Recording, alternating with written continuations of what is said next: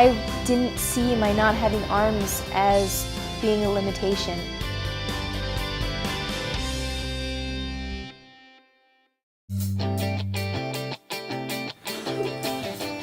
Jessica Cox was born without arms due to a rare non-genetic birth defect, but this hasn't held her back from driving a car, gaining a black belt in Taekwondo, playing the piano, scuba diving, and becoming the world's first licensed armless pilot. Naturally, people saw the fact that I didn't have arms as a limiting factor, but I was there to prove them wrong. Now she travels the world as a motivational speaker with her husband, Patrick. If I had to describe Jessica in 3 words, it would be kind, positive, and unstoppable. Even as a child, having no arms proved no obstacle to Jessica. As a young little girl, I was in just about everything. At 3, my mom had me in gymnastics. At 6, I started tap dance lessons. 10, I started Taekwondo. I did modeling. I swam starting at the age of 5. I did every activity you can imagine. She tried wearing prosthetic arms from the ages of 3 to 14, but hasn't used them since. There's nothing that can substitute the tactile ability of flesh and bone, and my feet have the tactile ability to feel whether something was hot or smooth or rough, and it was just a lot easier to be able to make those connections with the feeling my feet provided. Despite her adventurous spirit, she had always been afraid of flying until she had a life-changing experience. One day, a fighter pilot came up to me and he asked if I wanted to fly in a single-engine airplane.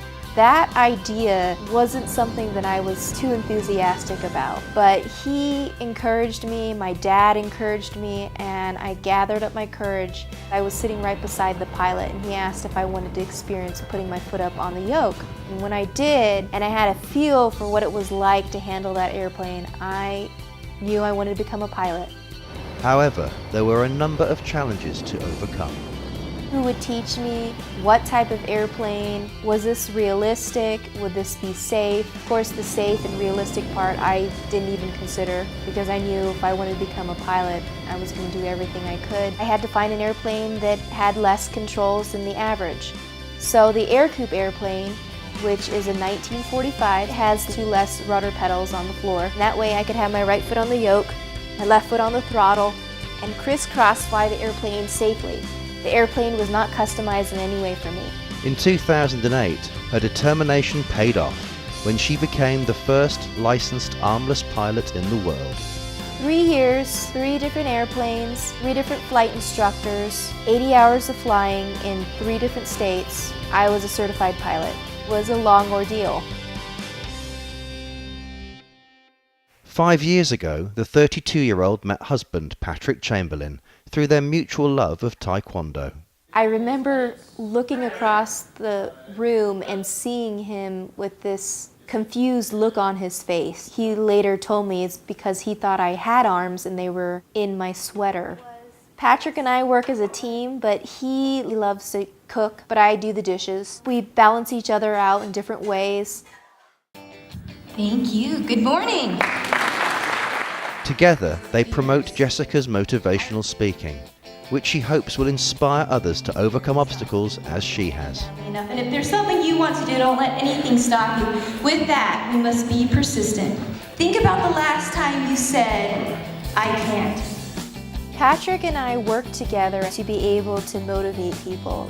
He has a very crucial part of my presentation. I get to be the one in the spotlight and in front of everyone, but it would not happen if Patrick wasn't back there eliminating the challenges as a media tech and all-around manager.